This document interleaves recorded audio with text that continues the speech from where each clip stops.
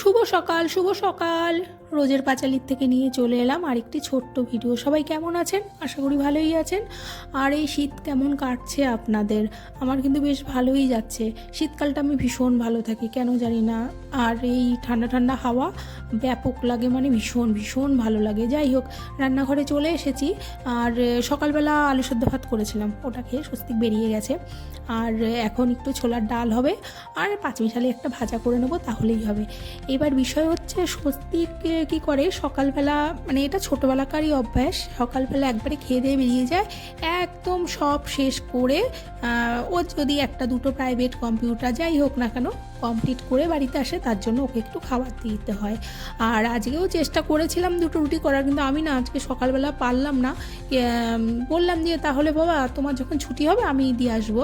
আর এখানেও একটা ব্যাপার হচ্ছে, আজকে আমি একটু বেরোবো, কিছু কাজ তো অবশ্যই আছে। যেমন একটি জ্যাকেট অনেক হয়ে গেছে টিপটপে, সেটা নভেম্বরে দেবে বলে আজকে ডিসেম্বর চলে আসলো, মানে শেষ হতে যাবে আর কিছুদিন পরে, কিন্তু ওই টিপটপ থেকে এখনও পর্যন্ত সেটা আনা হয়নি। ওটাকে আজকে আনতেই হবে, কারণ আরেকটি জ্যাকেট আছে, এটা পরছে ঠিকই, ওটাকে পুরনো জ্যাকেটটাকেও আনতে হবে।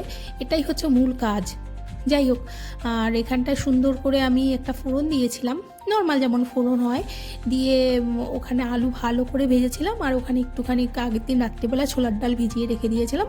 আর ওই আলু ভেজে নর্মালি যেমন প্রতিদিনের মশলা আদা জিরে, আর আমার যে প্রতিদিনের একটা মশলা বানানোই থাকে, সেই মশলাটা দিয়ে ভালো করে কষিয়েছে। আর আমার তো লঙ্কার একটু সমস্যা হয়, যেটা আমি চিড়ে দিই বা ফাটিয়ে দিই, বাটি কম।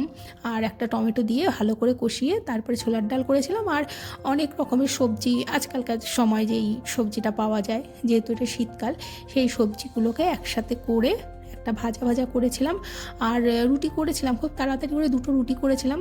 আর আমার ছেলে আবার রুটির মধ্যে আলু ভাজা খায়, আলু ভাজাকে মুড়িয়ে গোল করে কেটে দিলে পরে ওইটা যেন ছিঁড়ে খেতে না হয়, সেই জন্য সুন্দর করে একটা টিফিন বক্স রেডি করে রেখেছিলাম। দিয়ে এবার যখন বেরোবো তখন ওটা নেব। আর এই করতে করতে আমার প্রায় 11টা সাড়ে 11টা বেজে গেছিলো। আর ও ছুটি তো আজকে বললো যে 3টের মধ্যে হয়ে যাবে, ফোন করে দেবে, সেই হিসেবেই আমি বেরোবো।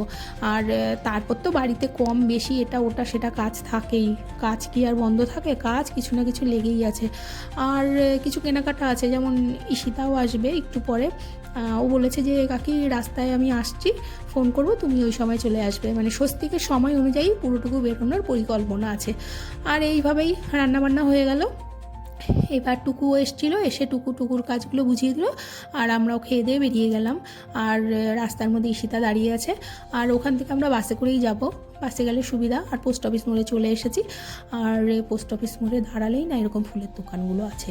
আর আমার তো একটু দোষ আছে, সেটা হচ্ছে ফুল গাছ বা ফুলের দোকান বা ফুল দেখলে আমার মাথা ঠিক থাকে না, তাই ওই দাঁড়াতে হলো। এখান থেকে আমরা যাব একটি বইয়ের দোকানে, কারণ ঈশিতা যা যা সারাদিন বা সারা মাসে খরচ করে, সেই জন্য নোটবুকে ওই হিসাব করে রেখে দেয়। তো যাই হোক, এটা একটা ভালো গুণ। আর এই জন্যই নোটবুক নেব, ডায়েরি নেব, আরও অনেক কিছু টুকটাক ওর প্রয়োজনীয় জিনিসপত্র নেব। সেগুলো নিয়ে তারপরে এবার আমাদের আবারও সেই পোস্ট অফিসে মোড়ে দিয়ে এদিক দিয়ে আসতে হবে, সেখানটা আবারও ফুল গাছ। আর আমি ফুল গাছ দেখলে তো ভিডিও না করে থাকতে পারি না। যাই হোক, আবারও সেই ভিডিও। তারপরে এবার আগামীকালের জন্য ঘরের ফুল শেষ হয়ে গেছিলো, আর আমার বাড়িতে যেহেতু এখন তেমন ফুল নেই, তাই কিছু ফুল কিনে নেব।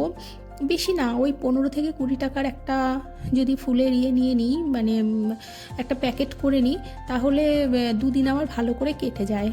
কারণ কোথাও গিয়ে ফুল নেওয়ার থেকে আমি মনে করি 15 থেকে 20 টাকা যদি ফুল কিনে নিয়ে নেওয়া যায় তাহলে ভালো হয়। আর আমাদের কৃষ্ণনগরে এরকমভাবে ফুল, দুব্ব, তারপরে বেলপাতা, তুলসী পাতা সব কিছু বিক্রি হয়।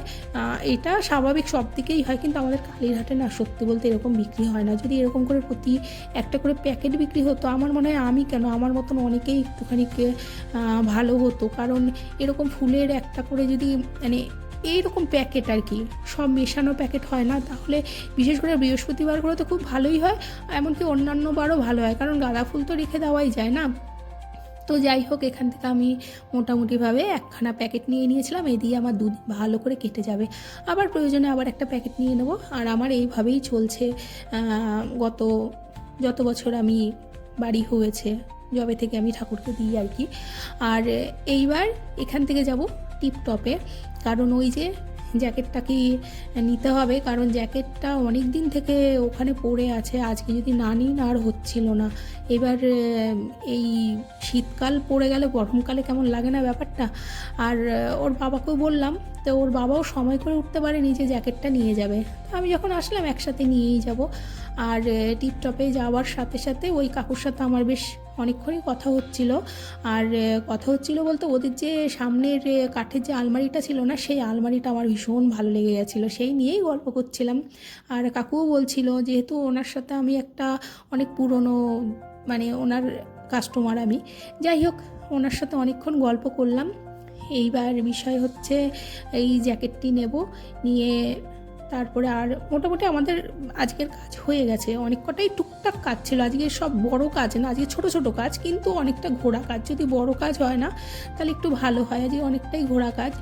আর এই সেই কালো জ্যাকেট, এই জ্যাকেটটার জন্যই এতদিনের একখানা। যাই হোক, এইবার এই জ্যাকেটটা নিয়ে বাড়ির দিকে যাব।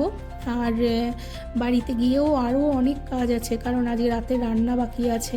স্বস্তিককে বললাম যে বাবা আজকে কিন্তু রুটি খাবো না, আজকে ভাত খেতে হবে। যাই হোক, ছেলে আমার রাজি হয়েছে ভাতের জন্য।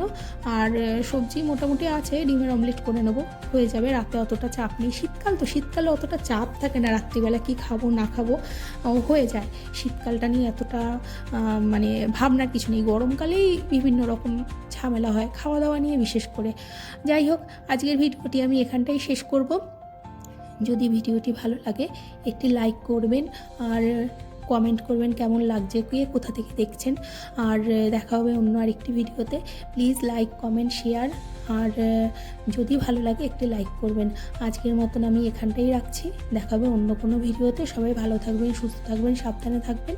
ভালো লাগলে একটি লাইক করবেন। শুভরাত্রি।